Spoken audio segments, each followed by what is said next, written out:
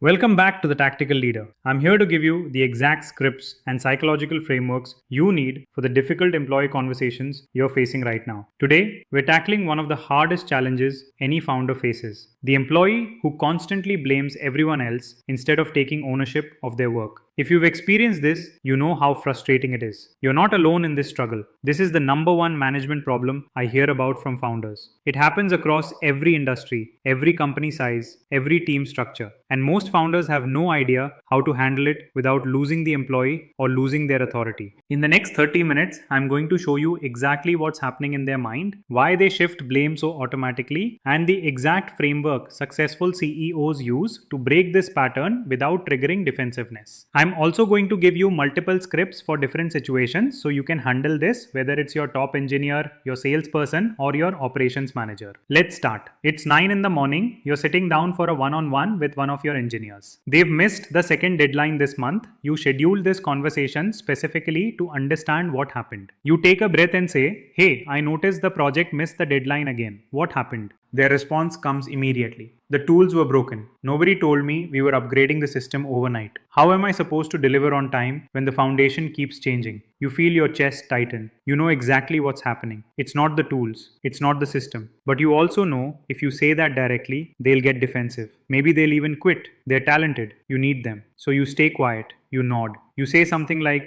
"Okay, I'll talk to the tech team about the tools." The conversation ends. The problem gets pushed down the road. And next week, you're having the same conversation with a different employee about a different excuse. But this isn't just your engineer. Your salesperson blames marketing for bad leads. Your product manager blames design for not understanding requirements. Your operations person blames accounting for not processing invoices on time. Suddenly you realize this isn't one person's problem. This is your culture's problem. And you have no idea how it got here or how to fix it. This is the trap so many founders find themselves in. You can't win. If you let it slide, they think it's acceptable to miss deadlines and blame external factors. If you call it out directly, they get defensive and you risk losing them. So you're stuck in the middle, managing the symptom instead of solving the problem. And every single week, it happens again. Here's what's actually running through your head during these conversations. If I call them out, they shut down and get angry. If I let it slide, they think it's okay to make excuses. If I push too hard about accountability, they'll update their LinkedIn profile and take a job at a competitor. You're trapped. You can't actually hold them accountable without risking the relationship. So you compromise. You give them the benefit of the doubt. You assume maybe there really were external factors. Maybe you do need to improve the tools. Maybe you do need to give clearer requirements next time. But here's the thing. You're not just managing their excuses. You're rewarding the excuse-making behavior. Every time you let it slide, you teach them that this strategy works. Blame something external and the boss will fix it instead of you taking responsibility. So they do it more. And now you're managing constantly. You're fixing systems that aren't broken. You're second guessing your requirements. You're questioning whether your tools are actually good enough.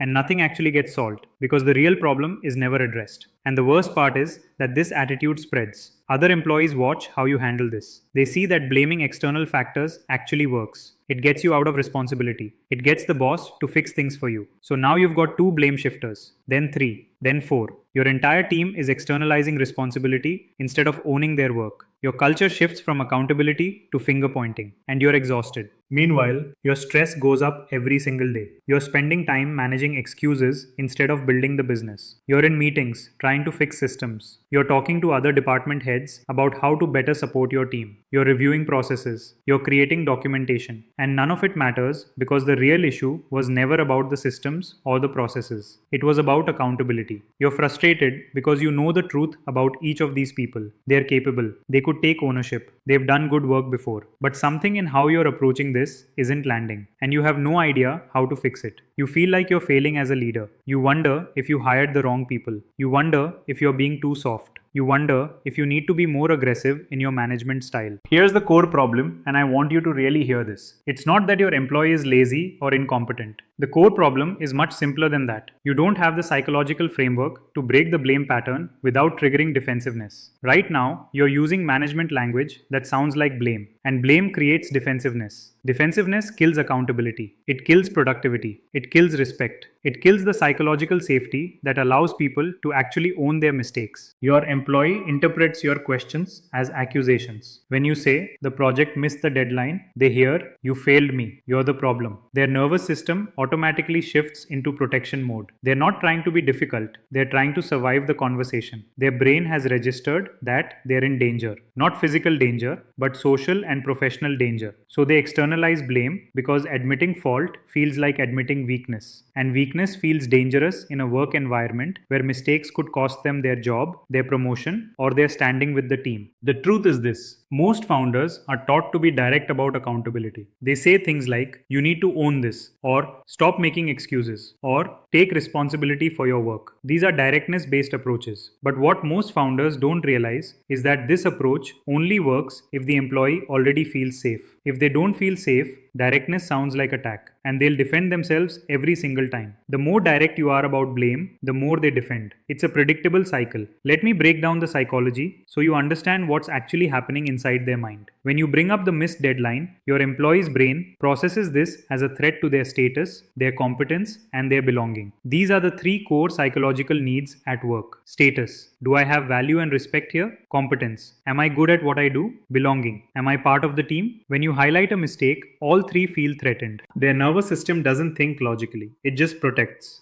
It goes into what psychologists call defensive attribution. That's a fancy way of saying they blame external factors to protect their self-image. It's not a conscious choice, it's automatic. It happens faster than conscious thought. When a mistake is theirs, it feels personal. It feels like evidence that they're not good enough, that they're not competent, that maybe they don't belong here. So instead of facing that devastating feeling, their brain finds an external explanation. The tools were broken, the requirements were unclear, the other team didn't deliver what they needed, the timeline was unrealistic. Here's what's crucial to understand: this isn't dishonesty, it's self-protection. Their brain is working to preserve their sense of competence and self-worth. This is a survival mechanism, and as long as you approach the conversation like you're proving them wrong or proving their line, they'll keep defending. Because you feel like a threat to their safety. You're trying to make them admit guilt, and their brain is trying to make sure they survive the conversation. But here's the shift that changes everything. If you approach the conversation with genuine curiosity instead of accusation, everything changes. When you say, walk me through what happened, without the edge of blame in your voice, their nervous system calms down. They can think clearly again. Suddenly they can acknowledge what they could have done differently. Suddenly accountability becomes possible.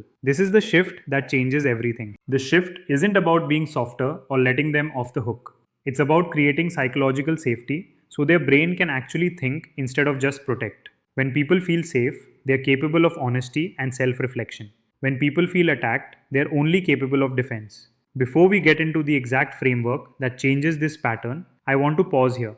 If you're finding this helpful and want more tactical scripts and frameworks for handling tough employee conversations, consider subscribing to The Tactical Leader. We drop new videos every week with the exact language you need for the real situations you're facing in your company. But more importantly, hit that notification bell so you don't miss the next one. Because these frameworks work, and the next video might be the one that transforms how you lead your team. Now let's get to the framework that actually works. Here's what changes when you have this psychological framework. Instead of confronting them with blame, you problem solve with them. Instead of putting them on defense, you invite them into the conversation. Instead of trying to prove they're wrong, you try to understand what actually happened. And that shift in your energy changes everything about how they respond. When you stop being the judge and start being the curious investigator, employees stop defending. They start thinking. They start reflecting on what they could have done differently. They start saying things like, maybe I should have escalated that earlier. Or, I guess I didn't ask enough questions about the timeline. Or, you're right, I probably should have tested that more thoroughly before shipping it. This is when accountability actually happens. Not because you forced it, but because they arrived at it themselves. And here's the beautiful part. When they own it themselves, it sticks. They remember the lesson. They change behavior. They respect you more because you handled it like a leader, not like a parent scolding a child. They trust you more because you showed interest in understanding rather than proving them wrong. This is what separates average managers from exceptional CEOs. Exceptional leaders create spaces where people can own their mistakes without feeling destroyed by them. I call this framework the ownership shift. It has 3 parts that work together to break the blame pattern without triggering defensiveness. The first part is acknowledge. The second part is curiosity. The third part is responsibility. When you use this framework correctly, something magical happens. Employees stop defending. They start owning. their behavior changes, their accountability goes up, and your stress goes down dramatically. Let me show you exactly how it works. The first part is acknowledge. Before you address the miss or the mistake, you acknowledge something true about their experience. This might sound like a small step, but it completely changes the dynamic. When you start with acknowledgement, you remove the threat from the conversation. You signal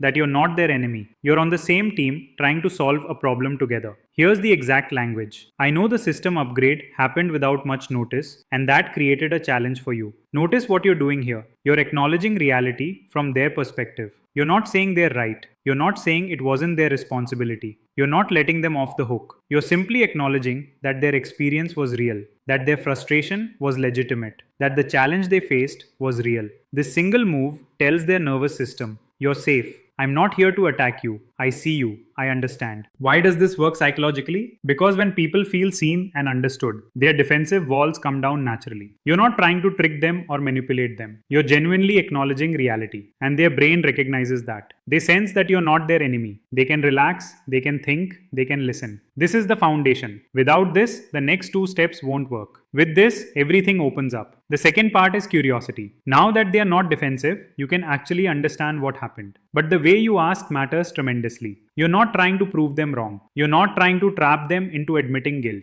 You're trying to understand the full picture. Here's the exact language. Walk me through how you managed the timeline when you got that system change. What decisions did you make in the moment? What would you do differently if this happened again? Notice. You're asking questions, not making statements. You're inviting them to think, not forcing them to admit guilt. And notice, the second question plants a seed. It assumes they'll learn and do something differently next time. That's not punishment language. That's growth language. And they hear it at a subconscious level. Your tone says, I believe you can do better and I'm here to help. When you ask like this, with genuine curiosity, you get the real story. You find out that maybe they didn't escalate quickly enough. Maybe they didn't ask for an extension when they realized the timeline was tight. Maybe they made assumptions instead of asking clarifying questions. Maybe they were afraid to ask because they thought it would make them look incompetent. Or maybe they did ask and nobody answered, and they should have escalated higher. These are the actual things you need to know. You won't get here if they're in defensive mode. You'll only get excuses and blame. But with real curiosity, you get truth. And here's something important. Sometimes, when you ask with real curiosity, you actually discover that there was a legitimate external factor. Maybe the system really did have a problem. Maybe the requirements really were unclear. Maybe the timeline really was unrealistic given what was provided.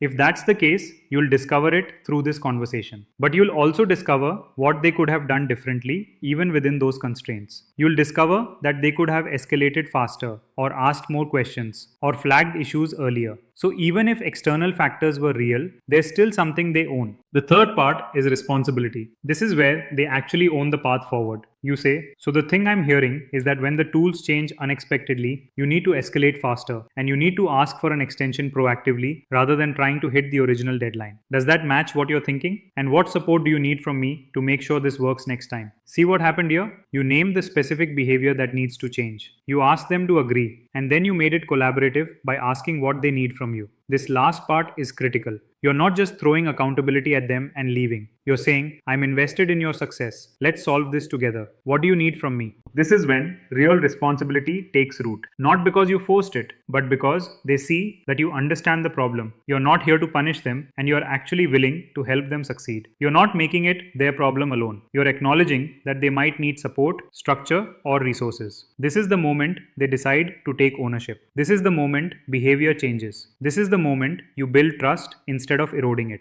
Let me give you another scenario so you can see how this framework works in a different context. Let's say your salesperson missed their quota. They come into the conversation ready to blame marketing for bad leads. This is a classic blame situation. Here's how it plays out with average management versus the framework. Average manager approach. Your numbers are down, you missed quota. Marketing says they gave you the same leads as everyone else. Why couldn't you close them? Immediately the salesperson gets defensive. The leads were garbage. I can't sell something that doesn't fit what people need. Marketing doesn't understand what they're doing. Nothing gets solved. The manager leaves frustrated. The salesperson leaves resentful. The real problem never gets addressed. Framework approach. I want to understand what happened with your numbers this month. I know you usually hit quota, so something shifted. Acknowledge. Walk me through the leads you got. Which ones did you work? What happened with the ones you didn't close? Curiosity. They start thinking. They realize some of the leads they didn't even contact. They realize they didn't follow up on some conversations. They realize their close rate was actually down, even on the leads they did work. Now they're being honest with themselves. Then you say, so it sounds like some of this was lead quality and some of this was follow up and close rate. Both things are true, right? They nod.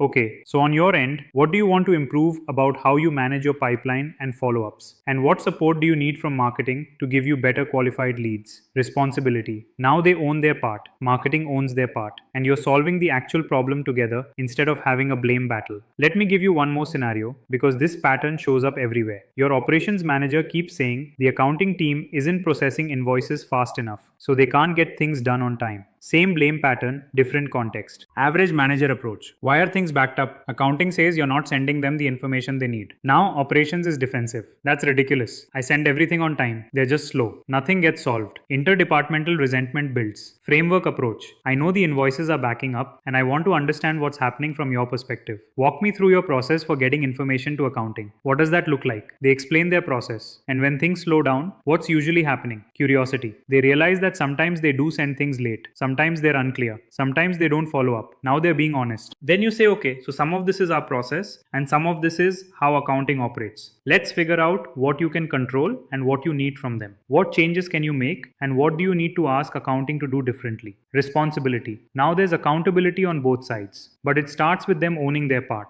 Now, most founders mess this up in predictable ways. I want to show you what not to do so you can avoid these traps. The first mistake is skipping acknowledge completely. They go straight to confronting the miss. The deadline was yesterday. What happened? This puts the employee immediately on defense. Nothing productive comes next. They close up. They get defensive. And you get excuses, not truth. The problem with skipping acknowledge is that you never get them out of defensive mode. Their nervous system stays activated. They're focused on surviving the conversation, not on solving the problem. So even if you ask great questions, they're not really thinking. They're just defending. The second mistake is doing curiosity wrong. Instead of genuine curiosity, they ask accusatory questions disguised as questions. Don't you think you should have escalated this earlier? That's not a question. That's a statement with a question mark. It's sarcasm. Your employee hears the blame underneath and they defend themselves again. Real curiosity sounds like you genuinely want to understand, not like you're trying to trap them into admitting guilt. Another version of this mistake. What went wrong? That sounds like curiosity, but the tone makes it accusatory. The way you ask matters more than the words. If your tone says, I think you screwed up, then they'll defend. If your tone says, I genuinely want to understand, then they'll reflect. The third mistake is skipping responsibility. You acknowledge and ask curiosity. They get it, and then you leave them hanging. You don't clarify what needs to change. So they think everything is fine. They think they understood your feedback, but they walk away unclear, and the behavior doesn't change because they don't know what specifically needs to be different. This is a huge missed opportunity. You did 80% of the work and then you didn't finish. A fourth mistake that's less obvious is over empathizing during acknowledge. If you say, oh, I completely understand. The system upgrade was totally unfair to you. That's not your fault at all. Then you've just let them off the hook. You've agreed that it's not their responsibility. That's not acknowledge. That's excuse making. Real acknowledge is, I know the system upgrade created a challenge, and here's how we solve it together. It acknowledges the difficulty without removing their responsibility. When you use this framework correctly, here's exactly what happens. Your employee stops defending. They start thinking clearly. They realize the role they played. They own it. Not because you forced them, but because you helped them see it. And when they own it themselves, they remember it. They change behavior. They become more accountable, not less. And something subtle happens psychologically. They realize that owning their mistakes doesn't destroy them. You didn't fire them. You didn't humiliate them. You didn't reject them. You actually helped them solve the problem. So the next time something goes wrong, they're more willing to own it immediately instead of making excuses. Because they know that accountability leads to solutions, not punishment. Your team culture shifts. Other employees watch this conversation. They see that you handle accountability with respect and curiosity. They see that owning mistakes doesn't mean getting punished. It means problem solving. It means being part of the solution. So they become more willing to own their mistakes too.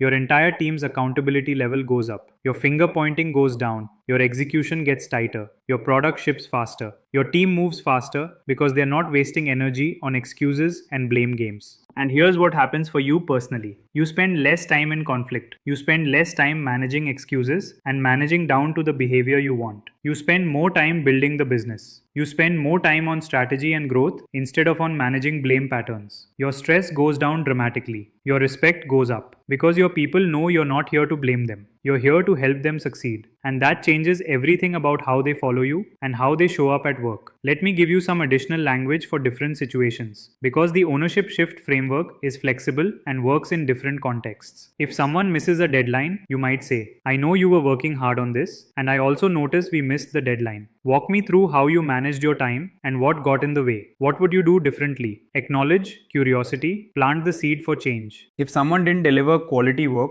you might say, I know you were under time pressure and I also noticed some quality gaps. Let's talk about what happened. What were you prioritizing? Where did quality slip? And what would help you balance speed and quality better next time? Again, acknowledge curiosity, responsibility. If someone had a conflict with a colleague, you might say, I know that was a frustrating conversation with that team. I want to understand what happened from your perspective. What was your take on the situation? What do you think happened from their perspective? What could you have done differently? Acknowledge curiosity, reflection, and growth. The framework is flexible, but the structure stays the same. Acknowledge their experience. Get curious about what actually happened. Get clear on what needs to change and offer to support them in changing it. Now, let me address the question that's probably in your head right now. Doesn't this take too long? Don't I need to be more efficient with my time? Yes, these conversations do take longer than just telling someone they messed up. But here's the math. If you spend 30 minutes on a conversation that solves the problem permanently, you save hours down the road. You don't have to have the same conversation again. You don't have to manage the excuse. You don't have to escalate or put them on a performance plan. You solve it once and it sticks. Plus, if you skip the framework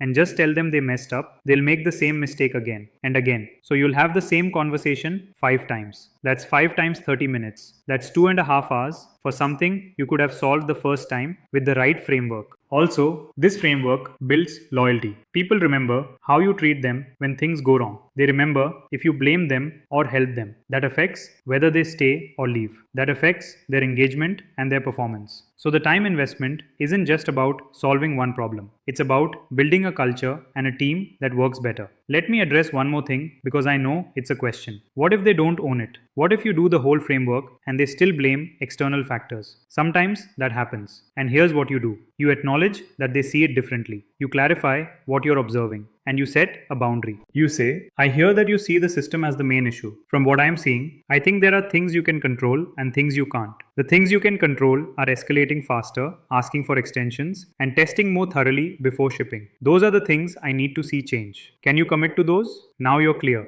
You've given them a chance to own it. They haven't. But you've still been respectful. And now you've set a boundary about what needs to change. If they still don't shift, then you're moving into performance management territory. But most of the time, this framework works. And when it does, it's magic. The relationship gets better. The behavior changes. The problem gets solved. When you use this framework correctly, here's the full transformation that happens. Your employee stops defending. They start thinking clearly. They realize the role they played. They own it. Not because you forced them, but because you helped them see it. And when they own it themselves, they remember it. They change behavior. They become more accountable, not less. They respect you more. They trust you more. They are more loyal. Your team culture shifts from blame to accountability. People start owning their work because they see that ownership leads to solutions and growth, not punishment and shame. Your entire team becomes more reliable. Your execution becomes tighter. Your products get better. Your customers get better service because your team is focused on solving problems instead of making excuses. And here's what happens for you personally. You transform from a manager who's constantly managing blame games into a leader who's building accountability and growth.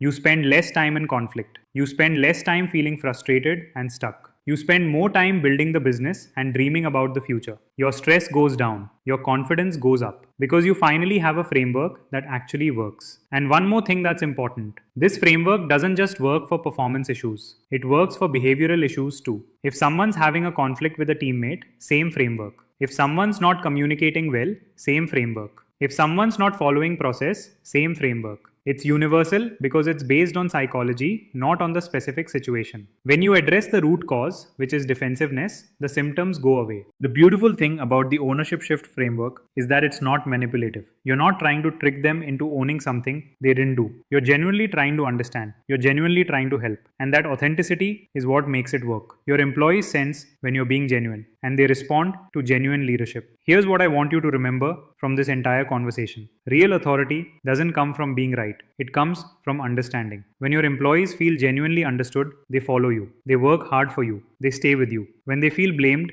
they defend themselves. They check out. They leave. So in your next difficult conversation about accountability, lead with understanding first. The rest will follow. You've got the framework, you've got the scripts, you've got the psychology. Now you just have to use it. The next time one of your employees makes an excuse or misses a deadline or blames external factors, remember the ownership shift. Acknowledge curiosity, responsibility. That's it. That's the whole thing. And it will change how that person works for you. That's the framework. Those are the exact scripts. If this helped, subscribe for more tactical frameworks and exact language every week. Share this with other founders or managers who are dealing with this, because this problem is everywhere and this solution works everywhere. You know what to do in your next difficult conversation. Go use it. Your team is waiting for a leader who understands them instead of blames them. Be that leader.